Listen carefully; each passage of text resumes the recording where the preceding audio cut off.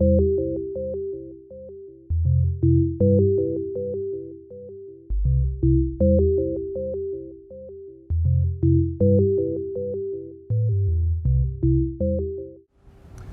I'm Stan Stolniker, and we're here in beautiful Bermuda at the Global Fund Forum. Joining me now is Premier Dunkley, the man in charge here in Bermuda.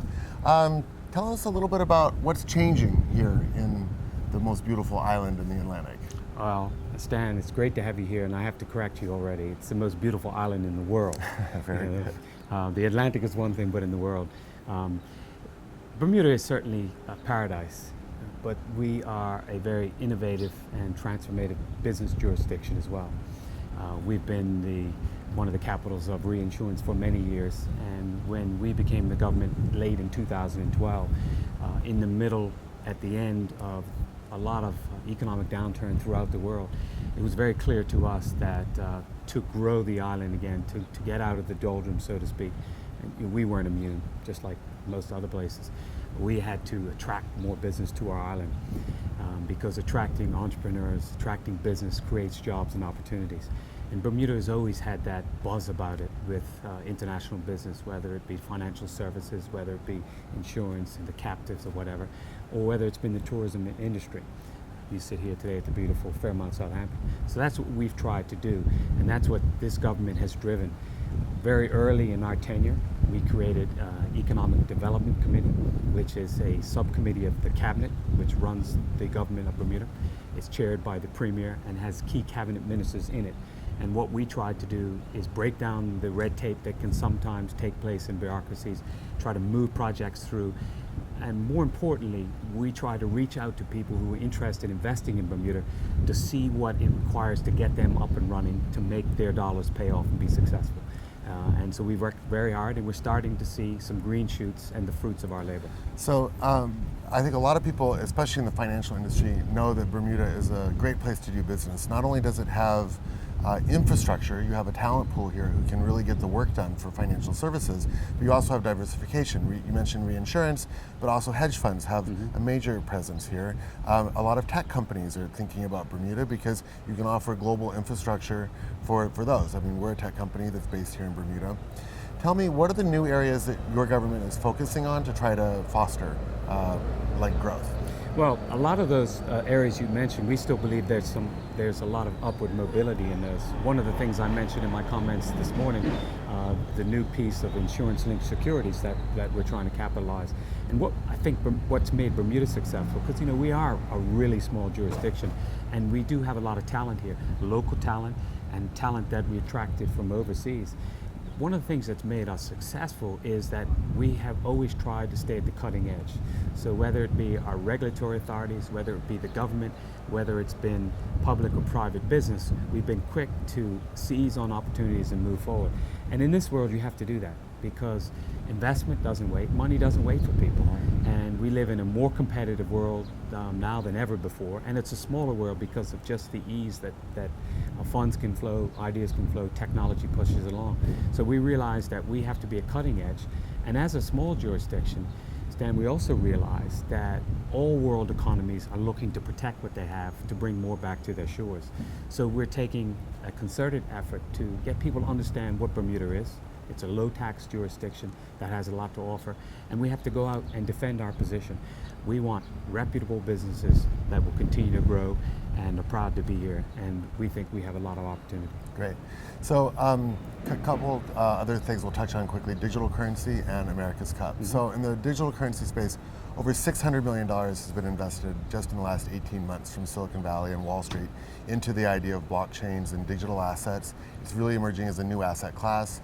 JP Morgan, NASDAQ, NYSE, they've all placing bets. What's Bermuda's view on digital assets and digital currencies at large? Well, certainly there's an opportunity for us there, and through our financial services sector, we're keen to try to capitalize on that. I think one of the things that has always allowed Bermuda to be successful is because we're a small jurisdiction, because we have a deep talent pool, and because the government, no matter what government it has been, has always worked closely with the public and the private sector, we're able to adapt and turn and move these things forward. And this is another area where we can certainly look into and capitalize. Yep. And you guys scored a major coup, getting my favorite thing in the world, the America's Cup, to come You here say to that now. Bermuda. Yeah. Tell me about what's happening with the Cup and what's the latest. Yeah, it was a major coup because when we were asked to put in a bid, we thought we were just going to be one of those runners who was there and participated. Especially because Bermuda is a different country from America. That's right, and typically the hosting person will do it right in their place. The holder of the cup will do it right in their jurisdiction. But Bermuda had so much to offer because we're a maritime environment. Sailing conditions are pretty superb all throughout the year. They picked June to have the finals, which is, this is now. It's beautiful 85, a nice breeze. I had the awesome experience of last week to go out on with Team Oracle USA, and it was just breathtaking and exhilarating and a bit nerve-wracking. Fast. Really fast. I mean, when you dress up and they put you in the wetsuit and talk you through security and safety, and you have an oxygen, you have knives to cut you out just in case things happen. I was so delighted to be back on land after racing. We got up to 40 knots in those craft, and certainly it is going to be an event that you can't miss. And what we're excited about here, we know we can put that event on. We already have Team Oracle USA here. Artemis has been here. The Great Britain team will be here soon. SoftBank Team Japan will be here by the end of the year. We have the World Series events in October. We know we can put on a great event. It will be something that anyone would love to come and see, and we urge people to come see. But it fits in with the type of business environment we're trying to do. So everyone who has business on the island, it's a perfect opportunity for them to host some of their valued clients and see some of the most exciting thing to happen.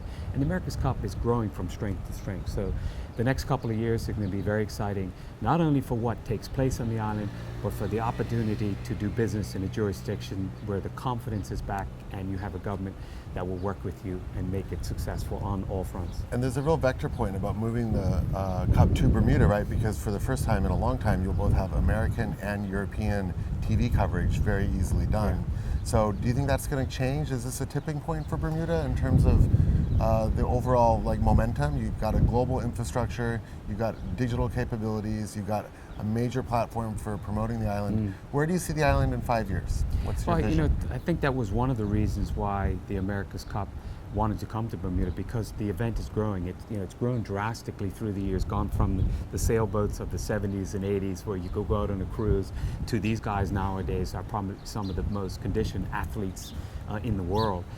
And that's that cutting edge technology change and excitement in that industry is something that we want to bring to Bermuda. We're very small, we've always punched above our weight, and we're leaders. We've always been leaders in the industry with the well-regulated, with the best talent pool out there, and that's where we want to go in 2020 and 2025 and beyond. We think we have the capability because we sit in an ideal position out here in the middle of the Atlantic. Easy access to the business capitals of the world, whether it be London, New York, or any other jurisdiction. So we're in a good position to do it, but the world doesn't come to you. You've got to go to the world, and that's what I'm keen as Premier to make sure the world understands Bermuda and to be able to understand some of the opportunities that are here. Great. Premier Dunkley, thank you so much for joining us today with Hub Culture. Nice to have you here. Great to be here. Thank you very much. I'm Stan Stolniker with Hub Culture at the Global Fund Forum. Thank you very much, Premier Dunkley, for joining us. Bermuda, perfectly positioned. And come visit. We'd love to have you.